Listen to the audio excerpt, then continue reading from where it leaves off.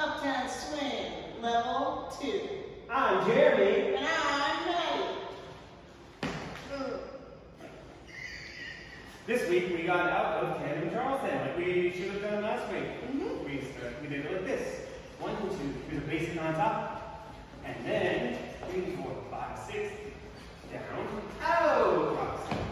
Then we did this little move that you should learn in level 1, but we taught it again, just like this. 1, 2, 3, 4, 5, 6. Side pass or change places, people call it different things. Yeah, and that's a really great move to do out of that exit so that you can return to doing Lindy Hop. Yeah. And then we did 2 turns in tandem. In tandem. In tandem. In tandem. And look, like these. Here's a quarter turn. 5, 6, 7, 8. 1, 2, 3, 4, 5, 6, 7, 8.